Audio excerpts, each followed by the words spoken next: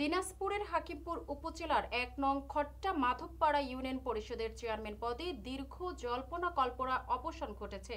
মহামান্য হাইকোর্টের আদেশে পুনর্বহাল হয়েছেন বর্তমান চেয়ারম্যান মোহাম্মদ কাউসার রহমান। চ্যানেল এইচ-এর দিনাজপুর জেলা প্রতিনিধি মোহাম্মদ আখতারুজ্জামান চৌধুরীর তথ্যচিত্রে থাকছে বিস্তারিত। ইউনিয়নবাসী জানান, চেয়ারম্যানের পদটি দীর্ঘদিন শূন্য থাকায় এলাকার উন্নয়ন কার্যক্রম ও প্রশাসনিক কার্যক্রমে স্থবিরতা দেখা দিয়েছিল। এর ফলে সাধারণ মানুষ ভোগান্তিতে পড়েছিল।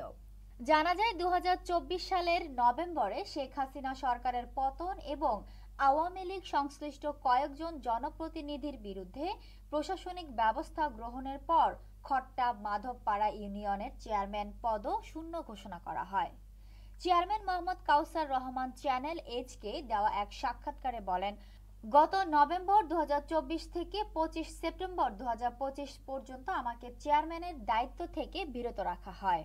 দিনাজপুর জেলা প্রশাসকের আদেশে আমার দায়িত্ব স্থগিত হয়েছিল। পরবর্তীতে আমি মহামান্য হাইকোর্টে রিট পিটিশন দায়ের করি। রিটের রায় অনুযায়ী হাইকোর্ট আমাকে আমার পদে পুনর্বহালের নির্দেশ দেন। তিনি আরও জানান, গত ২৫ সেপ্টেম্বর ২০২৫ তারিখে হাইকোর্ট ও মন্ত্রণালয়ের আদেশের আলোকে জেলা প্রশাসক ও উপজেলা প্রশাসনের নির্দেশে আমি পুনরায় দায়িত্বভার গ্রহণ করেছি। এ সময় চেয়ারম্যান অভিযোগ করেন, স্বার্থান্বেষী কিছু মহল আদালতের রায় অমান্য করে সরকারের ভাবমূর্তি ক্ষুণ্ণ করার চেষ্টা চালাচ্ছে।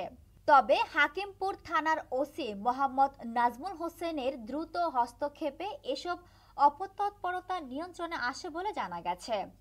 স্থানীয় সূত্রে জানা যায়, চেয়ারম্যান কাউসার রহমান দায়িত্বে ফিরে আসায় ইউনিয়ন জুড়ে স্বস্তি ও আশাবাদের পরিবেশ ফিরে এসেছে।